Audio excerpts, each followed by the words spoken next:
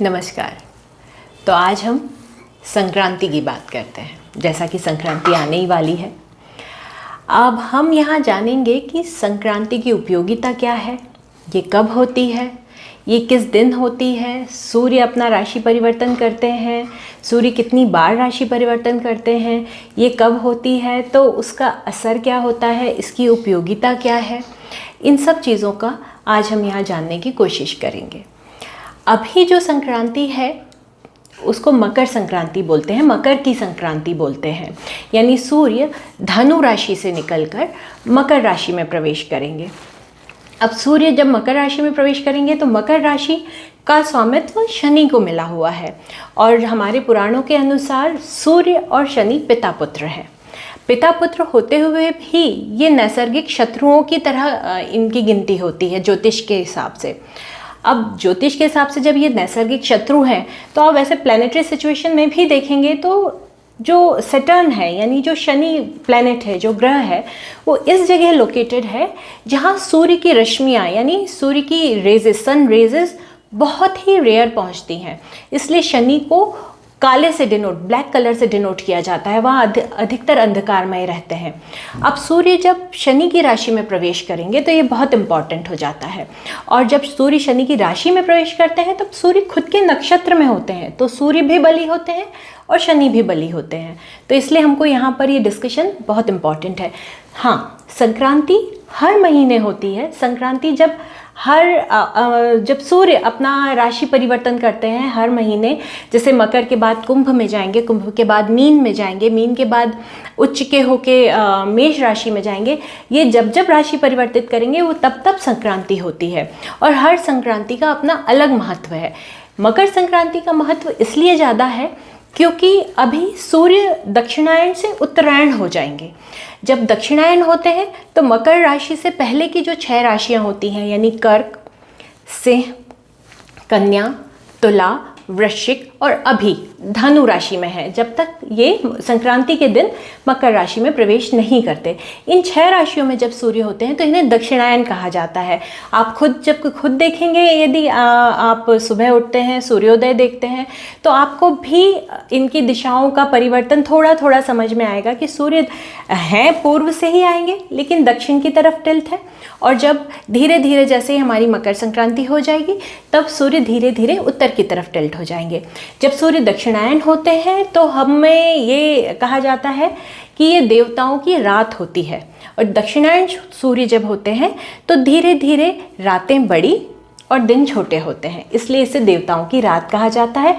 इसमें शुभ कार्य वर्जित तो नहीं होते, जैसे मुहूर्त होता है वहाँ पे मिलते हैं तो हम करते हैं, लेकिन थोड़ा सा कम अच्छा माना जाता है जब सूर्य दक्षिणायन होते हैं। और जब सूर्य उत्तरायण होते हैं तो इनको देवताओं की सुबह कहा जाता है। तो इस समय जो शुभ कार्य हैं, गृह प्रवेश है, विवाह है, मुंडन है, जितने भी शुभ कार्य हैं उनके लिए ये बहुत इस समय आए हुए मुहूर्त बहुत अच्छे माने जाते हैं। दक्षिणायन जब सूर्य होते हैं तब कहा जाता है कि ये साधना, आराधना, जप, तप और कर्म का समय होता है। और जब उत्तरायण सूर्य होते हैं तब हम सारे शुभ काम कार्य चालू हो जाते हैं, तो हम वो सब करते हैं, तो हम उसमें इंगेज हो सकते हैं और वो काम हम कर सकते हैं। अब हम जो अभी चल रहे हैं, हम हिंदू सन के हिसाब से 2081 में चल रहे हैं। तो इस संवत्सर का नाम है पिंगल। अभी ये जब चैत्र नवरात्रि प्रतिपदा से हम अपने दूसरे 2082 संवत्सर में एंटर कर जाएंगे, उसका नाम कालयुक्त संवत्सर होगा। पिंगल संवत्सर में जो संक्रांति हुई थी मकर की, वो भी मंगलवार को, अभी जो हो रही है संक्रांति ये मंगलवार को हो रही है, तो मंगल का प्रभाव ज़्यादा होगा। इसको महोदय संक्रांति कहा जाता है। जब संक्रांति मंगलवार को हो तो वो मंगल कारक होती है, तो ये संक्रांति बहुत अच्छी है। अब इस साल में जो हम हिंदू साल के हिसाब से देखें तो राजा भी सूर्य है, मंत्री भी सूर्य हैं और जो धनेश हैं वो मंगल हैं। और अभी जब तक चैत्र नवरात्रि नहीं आती तब तक निर्शेष यानी धातु के जो डिपार्टमेंट है वो भी मंगल के पास है। इसलिए इस पूरे साल में आगे पीछे, और मंगल भी काफ़ी टाइम में 2 ही राशियों पर संचरण करने वाले हैं शुरू में।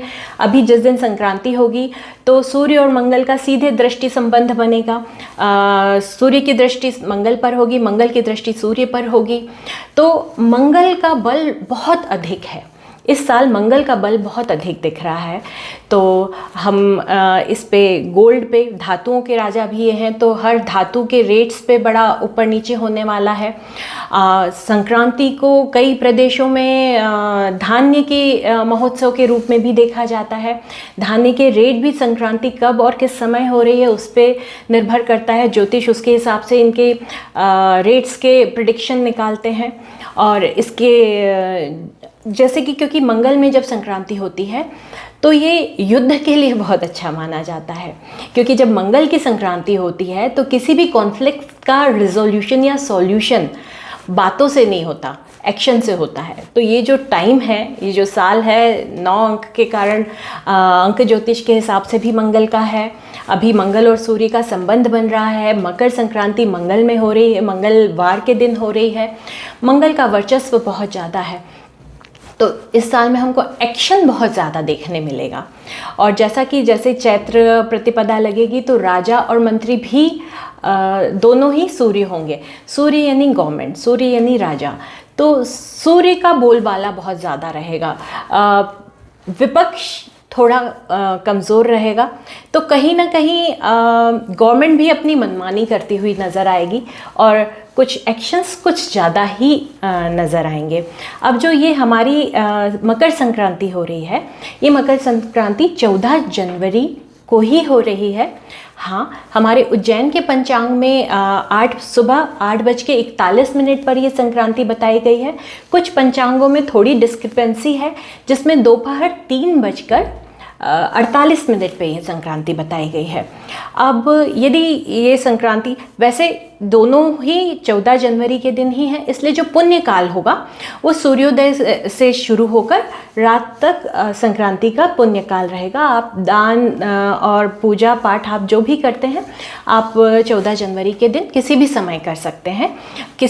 यदि सुबह होती है संक्रांति तब भी, और दोपहर में होती है संक्रांति तब भी, क्योंकि संक्रांति का जो पुण्य काल होता है वो 16 घड़ी आगे और 16 घड़ी पीछे का होता है। 16 घड़ी यानी लगभग 8 घंटे, तो 8 घंटे इधर 8 घंटे इधर पुण्यकाल माना जाता है। तो आपके पास सफिशिएंट टाइम है अपने पूजा पाठ दान दक्षिणा करने के लिए, आप बहुत अच्छे से कर सकते हैं। मैं आगे आने वाले वीडियोज़ में आपको राशि के अनुसार ये बताऊँगी कि आपको स्पेशल, वैसे आप जो दान करते हैं चले आ रहे हैं वो आप दान करें, स्पेशल आपको क्या दान करने हैं वो मैं आने वाले वीडियोस में बताऊंगी। अब यदि मकर की संक्रांति सुबह 8:41 पर सूर्य की संक्रांति हम मानते हैं, तो ये पुनर्वसु नक्षत्र में होगी। पुनर्वसु नक्षत्र में होने के कारण और बालवकरण होगा, तो हम इस संक्रांति के रंग को पीला रंग मानेंगे। पीला रंग वैसे भी बहुत शुभ है। पुनर्वसु नक्षत्र गुरु का नक्षत्र है, तो हम पीले रंग की महत्ता को मानेंगे। और यदि हम ये संक्रांति 3:48 पे, तब तक जो चंद्रमा है वो एंटर कर जाएंगे पुष्य नक्षत्र में, पुष्य नक्षत्र के पहले चरण में। पुष्य नक्षत्र भी आप जैसे कि सभी लोग जानते हैं कि पुष्य नक्षत्र को बहुत शुभ माना गया है। हालांकि पुष्य नक्षत्र शनि का नक्षत्र है, लेकिन शनि के नक्षत्र पुष्य नक्षत्र और अनुराधा नक्षत्र, अनुराधा काहू नशाधा, इन्हें बहुत अच्छा माना गया है, बहुत शुभ माना गया है। तो यदि संक्रांति इस टाइम होती है या फिर दोपहर में होती है, लेकिन संक्रांति का पुण्य काल में ही पुष्य नक्षत्र भी आ जाएगा, तो उसे भी बहुत शुभ माना गया है।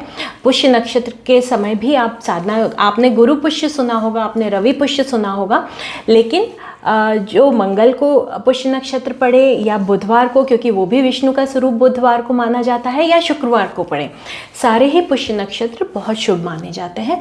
तो आप अपनी साधना आराधना दान दक्षिणा सभी कुछ पुष्य नक्षत्र में कर सकते हैं, पुनर्वसु नक्षत्र में भी कर सकते हैं। अब जैसे कि ये जो संक्रांति का, मकर की संक्रांति का समय होता है, वहाँ पे कोल्ड वेव्स, इस समय कोल्ड वेव्स बहुत चलती, हवाएं चलती हैं, ठंडी हवाएं। तो पतंग उड़ाने का भी इस समय पे बहुत प्रचलन है। पतंग बहुत शौक से उड़ाई जाती है, क्योंकि हवाओं के कारण वो बहुत अच्छी उड़ती है, बहती है। ये उत्साह बढ़ाती है, ऊपर आसमान पे सबको ले जाती है, सबकी नज़रें ऊपर ले जाती है। अब कोल्ड वेव्स चलती हैं तो इसलिए इस समय तिल जो कि हमारे शरीर को गर्म रखती है, तिल खाने, तिल खिलाने, तिल का दान करने, तिल से नहाने, इन सब का भी बहुत ज़्यादा महत्व है। और हमारे जो पौराणिक चीज़ें हैं वो कहीं ना कहीं हमारी नॉर्मल वेदर से भी कनेक्ट होके हमेशा चलती हैं, इसलिए इस वेदर में तिल का बहुत महत्व है, गुड़ का बहुत महत्व है। तो इस समय हम तिल और गुड़ इसीलिए खाते हैं, खिलाते हैं, दान करते हैं। और जैसा कि खर मास समाप्त हो गया है, उसमें भी गुड़ का बहुत महत्व था, लेकिन अभी ये ठंड का सीज़न अभी थोड़ा और आगे चलेगा, तो आपको गुड़ और तिल खाना भी है, लोगों को खिलाना भी है, दान भी करना है। जो संक्रांति होती है, संक्रांति वाले दिन, मकर की संक्रांति वाले दिन गंगा जल से नहाने का बहुत महत्व है। पानी में तिल भी डाला जाता है। अब आप जब गंगा जल से नहाएंगे, सबके पास मतलब कुएं में, नदियों में जाके आप नहा नहीं सकते हैं, तो आप पहले जो अपनी बकेट है उसको खाली रखें, उसमें थोड़ा सा गंगा जल मिलाएं। जैसा कि हम सबके घरों में थोड़ा गंगा जल तो रहता ही है, थोड़ा सा गंगा जल डालें और फिर उसके बाद नल ऑन करें या उसके बाद पूरा जल मिलाएं। तो ये गंगा जल में जल मिलेगा तो पूरा जल आपका गंगा जल हो जाएगा, और उसमें थोड़ी सी तिल डालें और आप गंगा जल से स्नान करें। यदि आपके पास गंगा जल नहीं है तो जो आसपास कोई अच्छे कुएं हों या कोई आसपास नदियाँ हों, वहाँ का जल हो तो आप उस जल से भी स्नान कर सकते हैं। और यदि आपके पास कोई जल नहीं है, कोई नदी भी नहीं है, गंगा जल भी नहीं है, तो एक हमारे सनातन धर्म में एक बहुत आसान तरीका है, जैसे कि हम गंगा जल को से आराधना करके, उनसे प्रार्थना करके हम अपने पास बुला सकते हैं। ये अंकुश मुद्रा होती है, इसको अंकुश मुद्रा को ऐसे करके और हम गंगा जी से प्रार्थना करें कि आए और अपना आशीर्वाद हमारे इस जल में प्रदान करें। हमारी बकेट ऑलरेडी फुल है, हम उसको अंकुश मुद्रा से हम प्रार्थना करके गंगा जी को अपने जल में आने का आह्वान कर सकते हैं, उनसे प्रार्थना कर सकते हैं और उस जल से हम नहा सकते हैं जिसमें थोड़ी तिल अवश्य डली हो।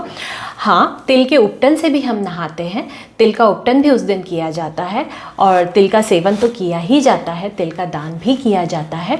और हम इस दिन ये, क्योंकि हम संक्रांति, सूर्य की संक्रांति है, सूर्य अपना राशि परिवर्तन कर रहे हैं और ये उत्तरायण हो रहे हैं, तो इसमें सूर्य का बहुत महत्व है। इस दिन आप सुबह जल्दी उठें, आप जब सूर्य को अर्घ दें, सूर्य को अर्घ आप थोड़ा सा लेट भी दे सकते हैं यहाँ पर, क्योंकि संक्रांति का दिन है। आप कोशिश करें कि थोड़ा समय पर आप सूर्य को अर्घ दें, लेकिन आप सूर्य को अर्घ ज़रूर दें। आप रेड कलर के, सूर्य का कलर रेड होता है, आप रेड कलर के कपड़े पहने, आप येलो कलर के कपड़े पहने, रेड कलर का आसन लें और उसके बाद आप सूर्य को अर्घ ज़रूर दें। सूर्य को 3 अर्घ दिए जाते हैं। एक ही लोटे के आप ताम्र पात्र लें, ताम्र का कलश लें, तांबे का कलश लें, कॉपर का कलश लें जिसमें जल हो। आप उसमें गुड़ डाल सकते हैं, आप उसमें फूल डाल सकते हैं, रेड कलर का फूल होना चाहिए।